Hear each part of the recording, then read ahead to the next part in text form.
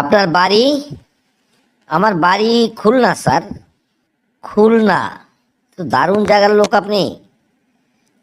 আচ্ছা বলুন তো, কোন জিনিস খুলতে মানা?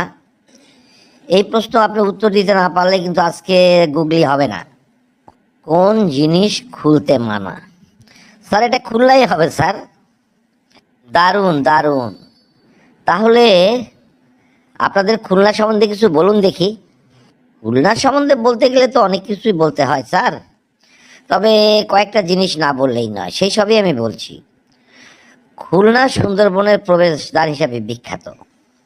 এই অঞ্চলে চিংড়ি মাছ ও চিংড়ি চাষের জন্য পরিচিত স্যার।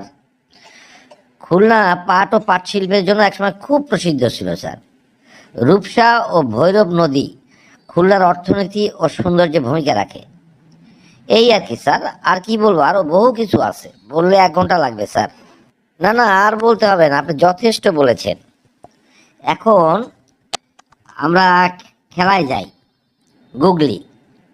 তো যাই হোক, আমি আপনাকে প্রশ্নগুলো ধরবো, 4টা অপশান দিয়ে দেবো, যেটা সঠিক সেটা আপনি বলবেন। এর মধ্যে কিছু আরও জানার থাকলে আমার কাছে জেনে নেবেন, ঠিক আছে? জি স্যার, ঠিক আছে স্যার, আপনার প্রশ্ন ধরতে পারেন স্যার। আচ্ছা বলুন তো, আকাশ ধুমধুম পাতালে করা, ভাঙলো হাঁড়ি লাগলো জোড়া। অপশানগুলো বলছি, মনোযোগ দিয়ে শুনুন। অপশানগুলো হচ্ছে ক মেঘ, খ বৃষ্টি, গ বিজলি, ঘ বা বাতাস। কোন অপশানটা সঠিক? আপনি খুব অল্প সময়ে উত্তর দিন। আকাশ ধুমধুম পাতালে করা, ভাঙলো হাঁড়ি লাগলো জোড়া। মেঘ? মেঘ হতে পারে, বৃষ্টি না, হবে না, বাতাসও হবে না, বিজলি? বিজলি হতে পারে। তাহলে মেঘ আর বিজলির মধ্যে কি বলছে? আকাশ ধুমধুম পাতালে করা, ভাঙলো হাঁড়ি লাগলো জোড়া। স্যার এটা এটা বিজলি হবে স্যার। এই 4টা অপশানের মধ্যে কেন মনে হলো যেটা বিজলি হবে, এটার উত্তর বিজলি? বলুন দেখি। স্যার প্রশ্নতে বলা আছে আকাশ ধুমধুম, অর্থাৎ আকাশের গর্জন। পাতালে করা ভাঙলো, অর্থাৎ মাটিতে আঘাত লাগে স্যার।